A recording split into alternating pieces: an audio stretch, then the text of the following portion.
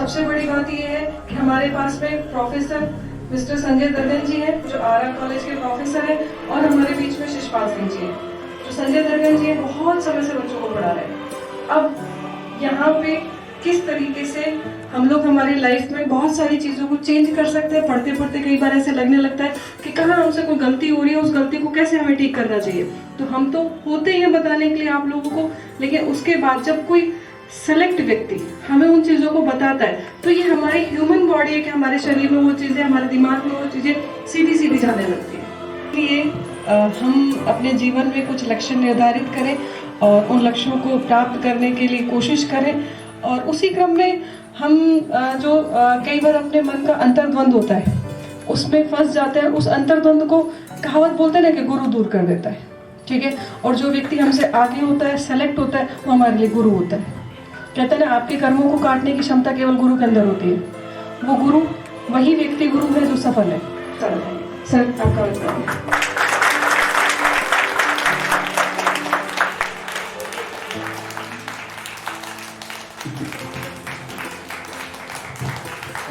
आज के कार्यक्रम के मुख्य अतिथि शिशपाल सिंह जी, जो अपने आप में एक सफलता की मिसाल हैं, जिन्होंने आरएएस में 44 रैंक प्राप्त की है। आप सभी युवाओं के लिए वो प्रेरणा स्रोत है। और ये जो सेशन हमारा होने वाला है, इस सेशन में हम आपके भीतर ऐसी चिंगारी भर देंगे कि आप में से हर एक शिशपाल सिंह जी बन जाएंगे। ये हमारा वादा। तो सबसे पहले जोरदार तालियां बजेंगी आप।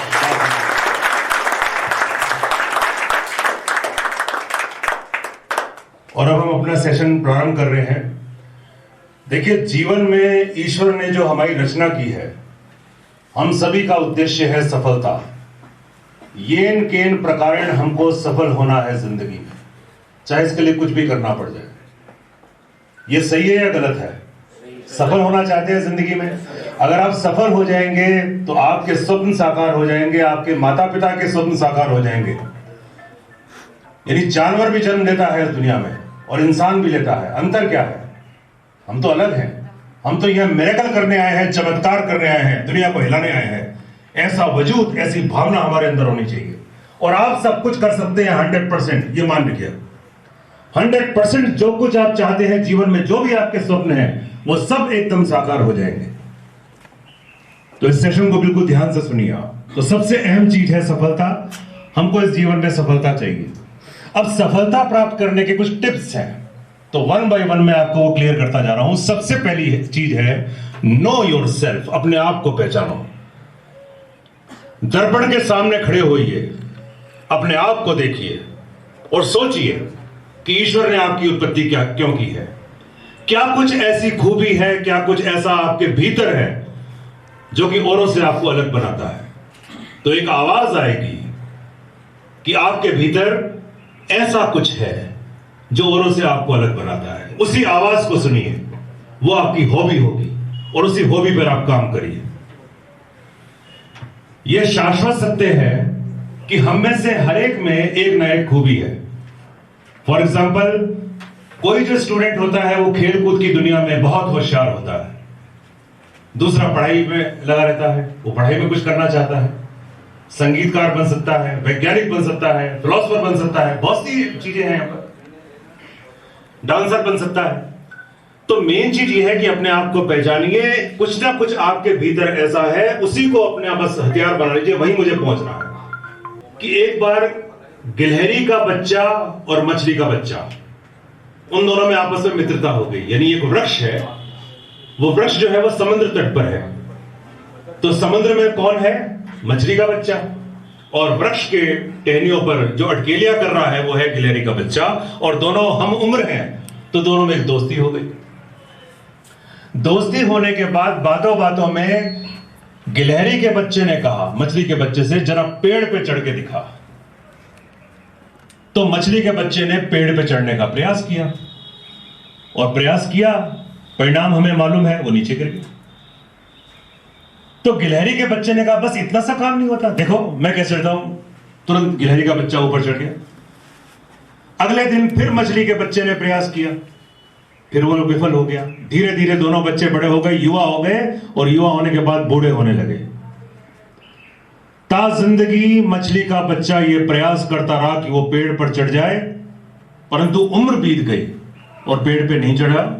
डिप्रेशन का शिकार होता गया कि हे भगवान, तूने में ये रचना क्या बनाई है। एक गिलहरी है जो तुरंत पेड़ पर चढ़ जाती है, और एक मैं हूं ता जिंदगी, मैं मेहनत करता रहा और पेड़ पे नहीं चढ़ पाया।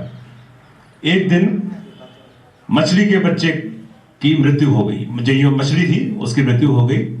तो जो गिलहरी थी उसने बड़ी सारी प्रतिमा अपने मित्र की लगाई और उसमें लिखा कि ये मेरा वो बदनसीब दोस्त है जो ता जिंदगी मेहनत करता रहा परंतु इस पेड़ पे नहीं चढ़ पाया। उस पेड़ पर एक प्रतिमा लगा दी। अब यह कहानी हमें क्या शिक्षा देती है? मछली को गिलहरी की ये जो चेतावनी थी, ये जो चैलेंज था, ये जो शर्त थी, इसको स्वीकार नहीं करना चाहिए था, बल्कि अपनी फितरत को पहचानना चाहिए था। उसे वेरी फर्स्ट डे ये कह देना चाहिए था कि मैं तो जल की रानी हूं, मुझे तो कुदरत ने बहुत ही नजाकत से बनाया है और पानी जैसा सरल और सुगम मार्ग बनाया है। मेरा काम थोड़ी है कि मैं पेड़ पे चढ़ूं। तो कई बार क्या होता है, हम लोगों के गलत चैलेंजेस को स्वीकार कर लेते हैं, और गलत चैलेंजेस को स्वीकार करने की वजह से जब हम वो नहीं कर पाते, डिप्रेशन का शिकार हो जाते हैं। हमें यह चाहिए कि हम अपनी फितरत को पहचानें। आपके सामने जो ये एग्जाम्पल है, शिषपाल सिंह जी बैठे हुए हैं, इन्होंने इस चीज को पहचाना, इन्होंने इस चीज को जाना कि ये प्रशासनिक अधिकारी बनने के लिए आया है। बहुत कम उम्र है, 27 इयर्स की एज है, और आरएएस में 44 रैंक उन्होंने प्राप्त कर लिया। तो सबसे जरूरी है कि आप अपनी फितरत को पहचानिए कि ईश्वर ने आपकी रचना क्यों की है, क्या आपके अंदर खूबी है। बस उस खूबी को अपना आधार बनाइए और आगे बढ़ते जाइए। जब हम ये पहचान जाएंगे हम यहां पर क्यों आए हैं, तो हमें यह एहसास होगा हम सर्वश्रेष्ठ हैं। भगवान के द्वारा, ईश्वर के द्वारा तराशी गई हम सबसे सर्वोत्तम रचना है, हमसे ऊपर कोई भी नहीं है। यह भाव आना चाहिए। घमंड का भाव नहीं है ये। घमंड का भाव क्या होता है कि सामने वाला कुछ नहीं है, मैं सब कुछ हूं, यह होता है घमंड। और आत्मविश्वास किसे कहते हैं कि मैं सर्वोत्तम हूं। सामने वाला सर्वोत्तम होगा लेकिन मैं तो सर्वोत्तम हूं। अभी शाहरुख खान साहब का एक स्टेटमेंट आया था, जो बहुत सफल आदमी हैं, वो क्या बोलते हैं कि अपने टारगेट पर फोकस रखना है, दूसरे के बारे में नहीं सोचना है। दूसरे के बारे में कहीं किसी तरह की भावना आनी ही नहीं चाहिए कि दूसरा क्या कर रहा है। हमें अपना फोकस डिसाइड करना है। अपने आप को जब आपको यह पहचान हो जाएगी कि आप सर्वोत्तम हैं, तो जिंदगी से प्रेम हो जाएगा, और जिंदगी से प्रेम होगा तो आप सफल हो जाएंगे।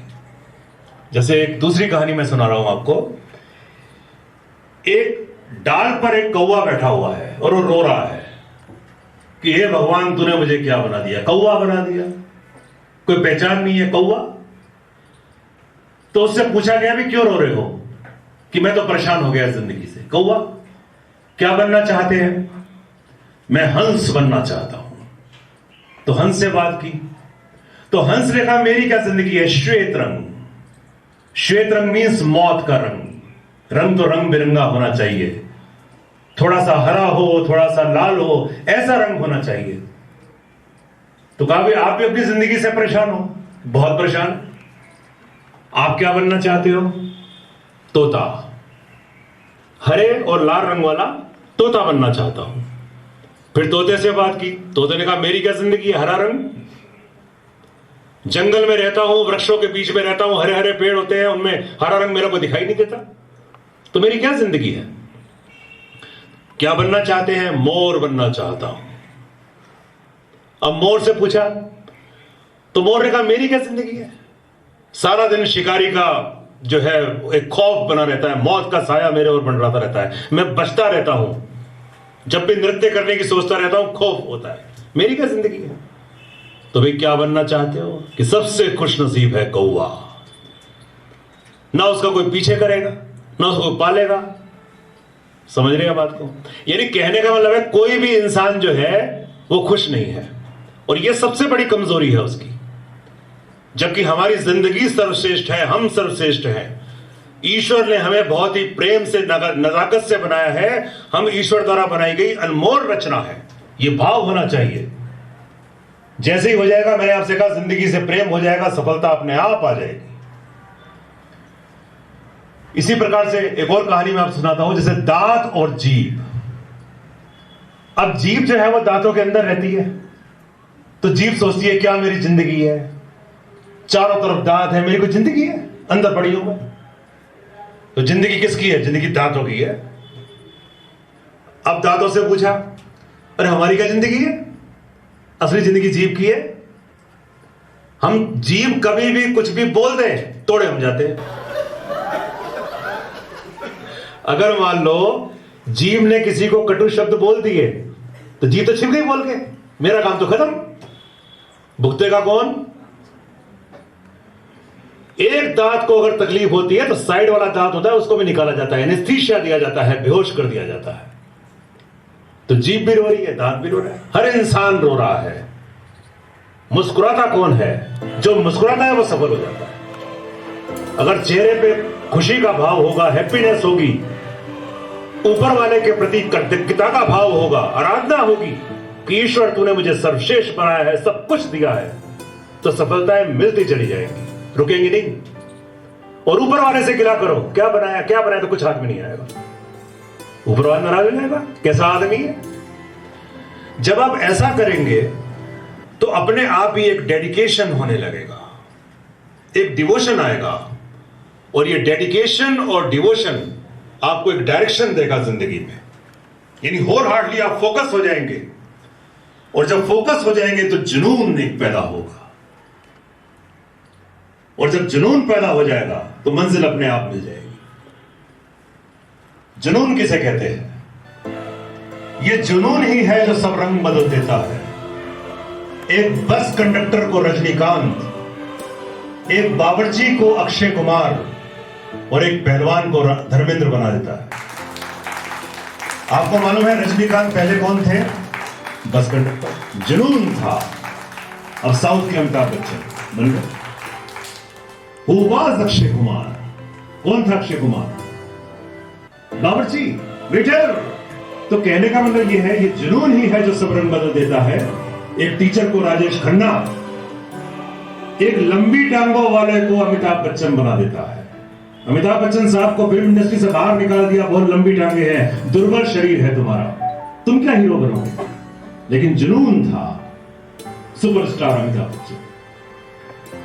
What is our aim? Our aim is to understand the meaning of success. हम सफलता का मतलब समझना चाहते हैं, सफल कैसे हो सकते हैं ये जानना चाहते हैं। तो सफल होने के लिए सबसे पहला स्टेप कौन सा है? No yourself. अपने आप को पहचानिए, अपने आप से दोस्ती कीजिए।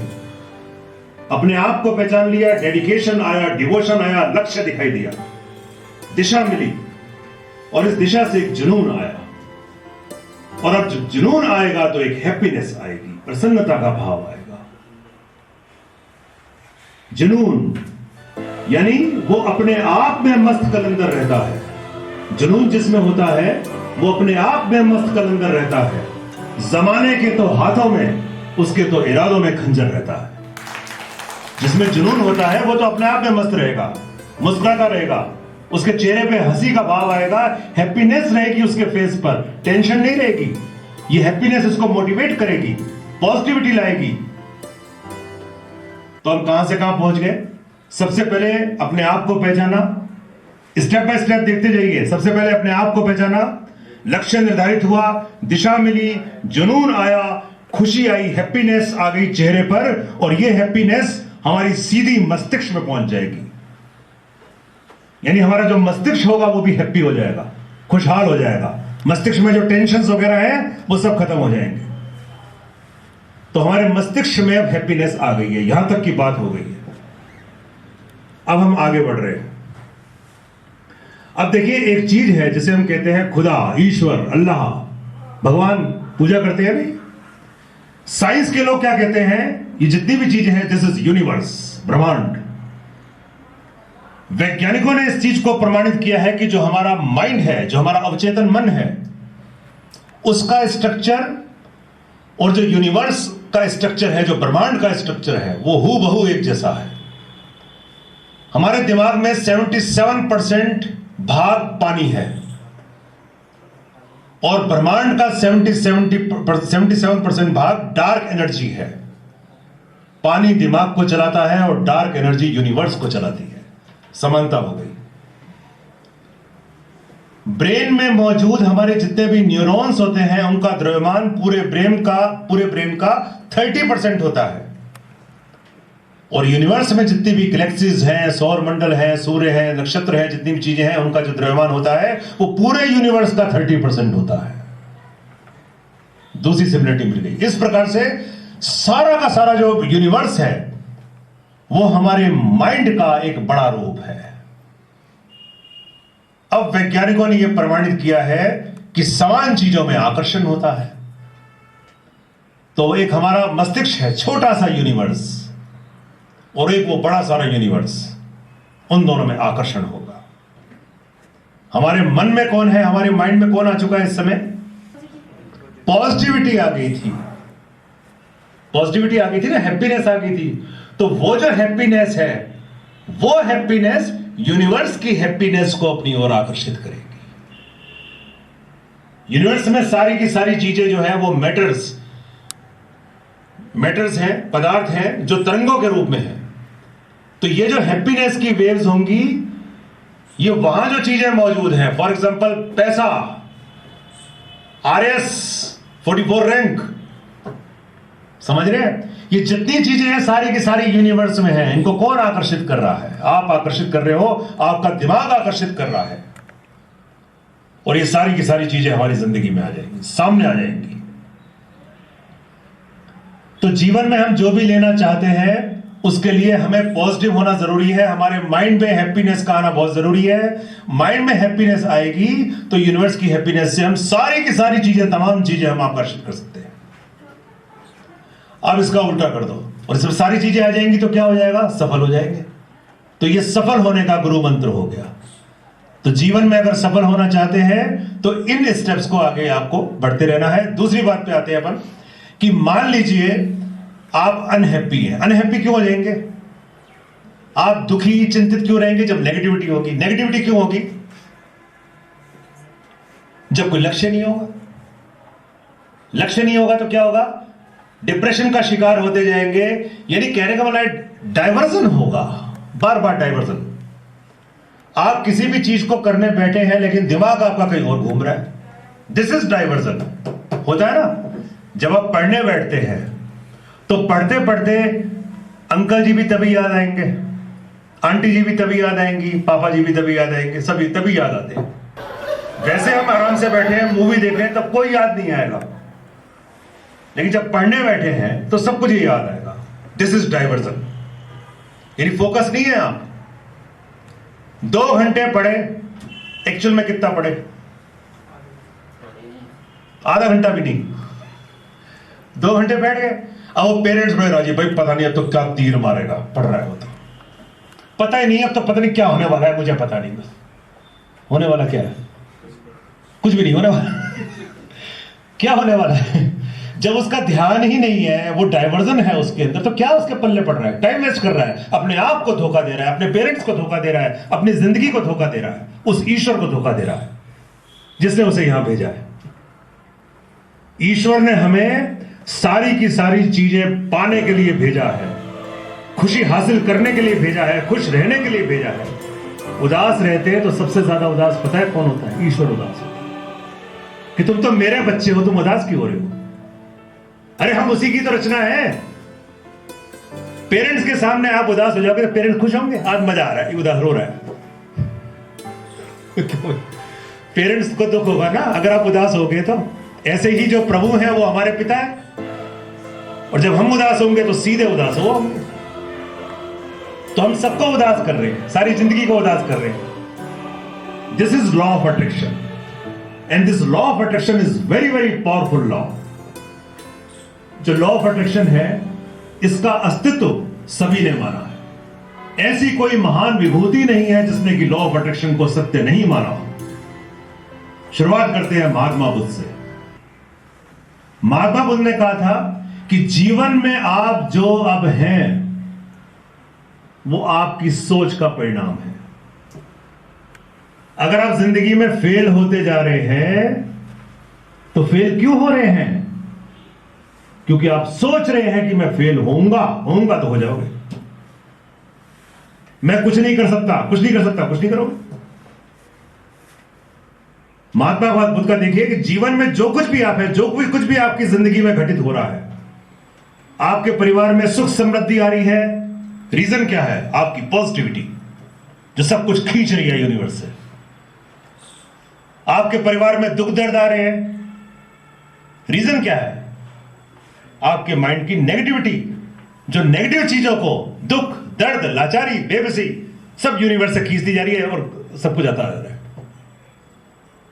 एक बात और है, अगर मान लीजिए किसी इंसान की जिंदगी में संकट आता है तो एक के बाद दूसरा संकट जरूर आ जाता है और क्या स्टेटमेंट देता है, क्या करे मेरे दिन ही खराब चल रहे हैं। होता क्यों है कि एक बार मान लीजिए कुछ काम बिगड़ा, बस वहीं से अब क्या होगा? कुछ भी नहीं होगा और बिगड़ेगा ही, मेरी किस्मत ही ऐसी है, अपने आप दूसरा ही बिगड़ेगा। होना क्या है कि कभी मान लो जीवन में नेगेटिविटी है तो उस नेगेटिव पॉजिटिविटी को देखिए। नेगेटिविटी दोबारा नहीं है कि फिर पॉजिटिविटी है। यानी हर मौके पर चौका लगाना है हमको, और हर मौके पर चौका हम तब लगा सकते हैं जब पूर्ण रूप से हम पॉजिटिव, हमारी बॉडी लैंग्वेज पूरी मोटिवेटेड होनी चाहिए, तब जिंदगी में सब कुछ आप हासिल करते चले जाएंगे। तो जितने भी सफल लोग हैं वो ये कहते हैं कि आत्म केंद्रित बनिए, अपने आप पर फोकस रखिए, अपने को देखिए बस, और किसी को नहीं देखिए। जिंदगी आपकी है, आप इस दुनिया में आए हैं, सारे वजूद आपको हासिल करने हैं, तो बस अपने पे फोकस रहिए। अब एक एक सेंटेंस पे आप गौर करिए कि ईश्वर ने भाई रचना की, हाँ या ना? तो ईश्वर हमको देख के राजी हो रही है, दुखी हो रहे हैं? अरे खुद की रचना को देख के तो राजी हो गए, तो मैंने बनाया इसको, क्या तो मैंने भेजा इसको धरती पे, मैंने बना दिया। अब हमारा कर्तव्य है कि जिस उम्मीदों से ईश्वर ने हमको बनाया, हम उस मुकाम को हासिल करें, जिससे कि ऊपर वाला वहां बैठ के, अरे देखो मेरी रचना है ना, देखो कहां से कहां पहुंच गई, देखो कहां से कहां पहुंच गया। किसी भी क्षेत्र में महारत हासिल करो, और आपके अंदर कोई ना कोई क्वालिटी 100% है, उस क्वालिटी को बाहर निकालो। ऐसा कोई व्यक्ति दुनिया का बना ही नहीं है जिसमें कोई ना कोई खूबी नहीं, कोई ना कोई ऐसी बात है जो औरों से आप, किसी की राइटिंग बहुत अच्छी, कोई लिखता है अरे इतनी सुंदर राइटिंग, लेकिन वो दफन हो गया, वो क्वालिटी दफन हो गई। क्यों? वही की मेरी रहेगी। फिर बुढ़ापे में लिखा 80 साल में, फिर दूसरे बूढ़े ने कहा अरे आपकी राइटिंग बड़ी अच्छी है। हाँ भाई क्या करें, अब मैं क्या करूं, तो अब तो जाने का टाइम आ गया, मैं क्या कर लूंगा। अगर ये बात मुझको पहले मालूम हुई होती कि मेरी राइटिंग तो मोतियों की तरह है, तो गिनीज बुक ऑफ जो रिकॉर्ड है उसमें मेरा नाम आता। लेकिन बात कब मालूम चली? जब सामने शमशान घाट है, आजा आजा आजा, वो तब मालूम चला राइटिंग बड़ी अच्छी है, क्या कर लोगे? समझ रहे हैं ना? तो ये चीजें बहुत टाइमली मालूम होनी चाहिए। तो अभी आप युवा हैं, इन्होंने बहुत टाइमली जो है इस चीज को ऑब्जर्व किया। फोकस। मुझको प्रशासक बनना है, जब मैं जाऊं दुनिया खड़ी हो जाए, आइए वेलकम वेलकम वेलकम। मुझे कीड़े मकोड़े की जिंदगी नहीं जीनी है। ये हसरत, ये एक ज्वाला, ये एक चिंगारी इनके अंदर थी, पूरी कर। जब ये पढ़े तो पढ़ते समय आंटी जी, मम्मी जी, पापा जी याद नहीं आए।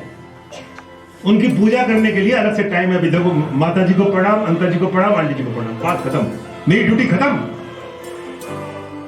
अब मेरी ड्यूटी पढ़ना है, फोकस।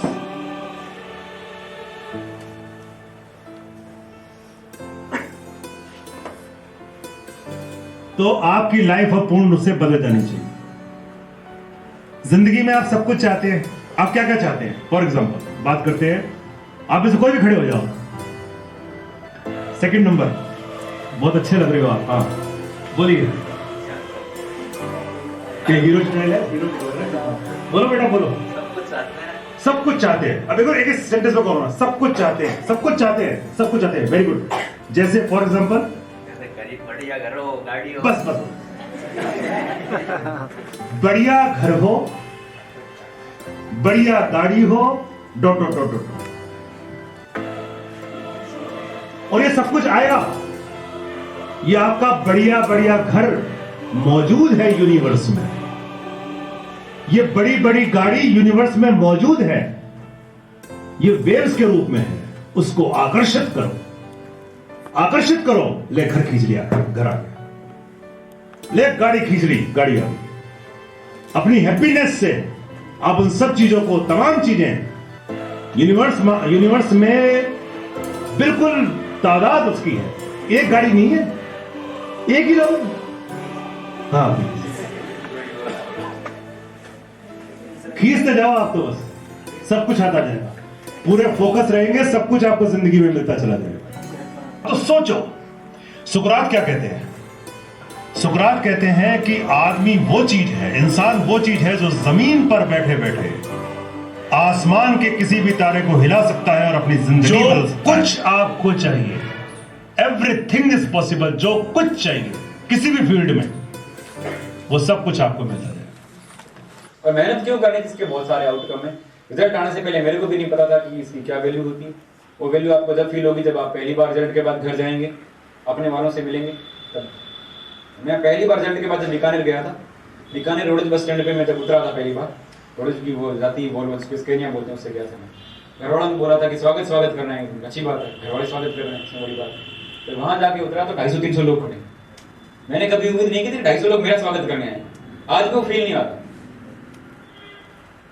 तो इंपॉर्टेंस बन जाती है रातों रात। बिना नाम लिए कोई टीचर है वो हमें बताते हैं, कहना चाहूँगा, तो हमेशा एक ही बात कहते हैं कि समाज में प्रतिष्ठा प्राप्त करने का सबसे आसान तरीका ये पेपर होता है। और यहाँ क्या है, एक बार बन गए तो मेरे पास 35 साल की नौकरी है।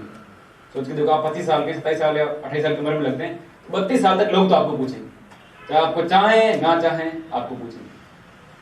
और आपके आसपास के जो ये क्लेशेस जो होते हैं ना, चाहे वो पारिवारिक क्लेशेस हो, आपके नियर बाई लोगों से हो, आपके ऊपर कोई प्रेशर क्रिएट कर रहा होता है नेचुरली। दुनिया हमेशा अपने से जो कमजोर पड़ता है उसको सताती है।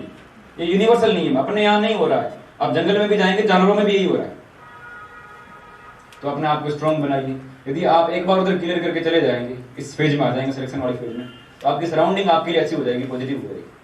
नेगेटिव वाइब्स आप में नहीं है, सही बताऊं, ये वास्तविकता है। स्टूडेंट में मुझे नहीं लगता नेगेटिव वाइब है, नेगेटिव वाइब उनके आसपास वाले हैं, ये आप फील कर रहे होंगे। मतलब जितना आपको लोड नहीं आपके पेपर को लेकर, कितना लोड किसको है? पराई लोगों को है। और वो भी ऐसे लोगों को होगा कि जिनसे आपका कोई लेना ना आपको देना। आप बन भी गए तो काम को न्याल करोगे? बताओ, मैं तो नहीं करूंगा। आपका आप सोचो, क्या लड़ना है मेरा उनसे कि मैं नौकरी कर रहा हूं तो मेरे लिए कर रहा हूं, मेरे परिवार के लिए कर रहा हूं, दुनिया के लिए थोड़ी ना कर रहा हूं। कोई व्यक्ति जो मेरे से 10 बार दिन में पूछता था क्या रिजल्ट रहा, क्या रिजल्ट रहा, क्या पूछेगा? क्या नहीं पूछेगा। उन सबका मुंह बंद करवाने का अच्छा विकल्प इससे बेहतर कुछ नहीं होता।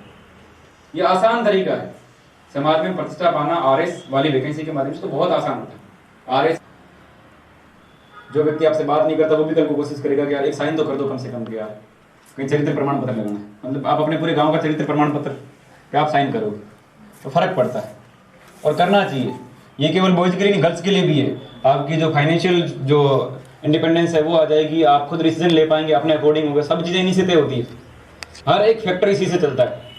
आपका घर, आपका परिवार, आपके भविष्य में होने वाले रिश्ते, आपके बच्चों का कैरियर, आपके भाई बहन का कैरियर, सब कुछ इस पर निर्भर करता है।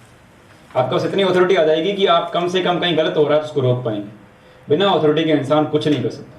और अथॉरिटी पाने के लिए ये जो पेपर जो होते हैं ये बहुत आसान तरीका होता है कि जब वो आरएएस बन गए, 44 रैंक में इनका सिलेक्शन हो गया, और जब वो दोबारा बीकानेर पहुंचे तो परिवारजनों ने कहा था कि हम आपके स्वागत के लिए बस स्टैंड पहुंचेंगे।